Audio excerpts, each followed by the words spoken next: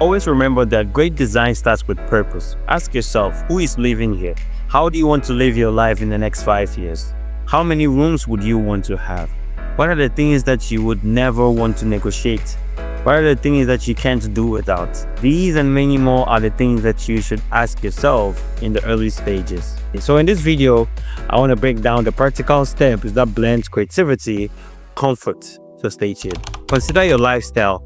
Find images, color palettes that reflects your personality. Think of what kind of space you would like to live in 5 years. How would you want to live 5 years, 10 years from now? And let this be the roadmap towards your dream house. Without a good budget, your dream house is just a dream. So it's reasonable for you to start with a budget. For me, there's 2 places in my home that I would always love to spend time in: my kitchen and my bathroom. These are the places that personally I would like to spend a lot on to get it as how I would want it.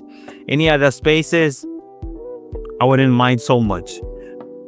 After you have your land, you consider the sun path, the wind direction, the topography of the land. You should have a rough idea about how the land feels like before you move on to the designing stage.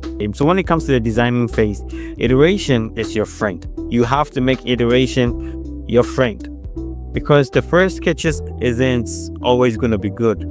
However, you keep on refining them. Forget about perfection at this stage. You do it over and over. When it comes to the function layout, which function should be next to which one, when you're working with a bubble diagram, it's advisable to mess around at least with 3 minimum layouts for you to work with. You take a paper, draw circles, and you put the functions in them. And you draw lines to link them, which spaces you would want to be next to each other. Which room would you want it to be next to which function? For instance, you would want to have your dining space always next to your kitchen, or your dry table or your kitchen island next to your living space, or your balconies next to your living space. So the kitchen, you pair the kitchen with the garage, you pair the dining table, the dining area with the kitchen, you pair the dry kitchen with the living space. You set the private space away from the semi-private spaces. For instance, the office, you can separate the office, the noisy areas, from the quiet areas. You make the separations. These are how you allocate your spaces. So you pretty much have to think carefully on the connectivity among the functions of the spaces you are creating. And the next point, the fun part, the designing part, the sketching. Designing aspect, the first thing that you would have to keep in mind is the first idea is not what you'd want to go with. It's very practical. The first idea is always a rough idea. You have to take that as a base and build upon it. The more you sketch, the more you refine your ideas, and the better it gets. It doesn't matter if you can sketch or you can. Not every architect could sketch. That is just the ugly truth. So the key takeaway here is iteration. You have to refine your ideas. Hire a designer or a consultant. Refine your ideas, discuss what you would want to have, right? Although you're designing it yourself, he'll be able to give you some guidelines on the practical and technical aspect of designing. A good design is for comfort, but a smart design is sustainable. So you make sure that when you're designing the building, you think of energy saving, LED lighting, geothermal heating, solar panels, water conservation, low flow fixtures, rainwater collection. You, in one way or the other, you would have to consider these aspects in order for your building to be a sustainable building. It should be able to stand the test of time. That's what you should be aiming for. So after you've been able to come up with your idea and what you'd want for yourself, you would need to discuss with a design consultant or an architect, because the right professionals will take your ideas and turn them into reality.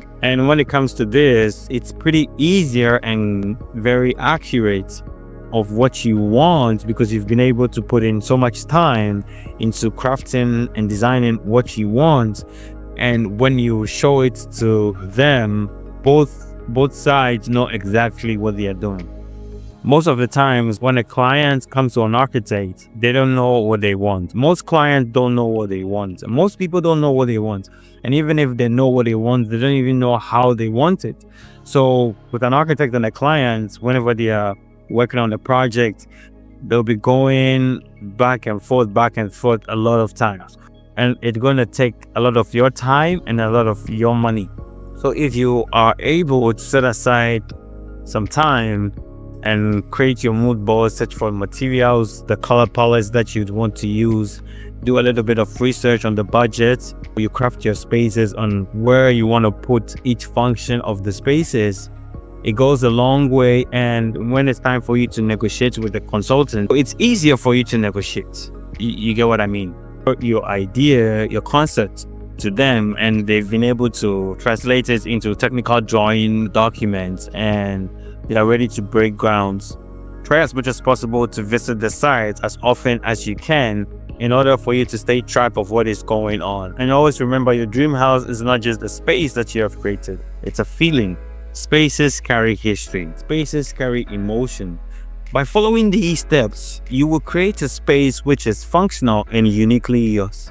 And as always, I hope I've inspired you today. Peace out.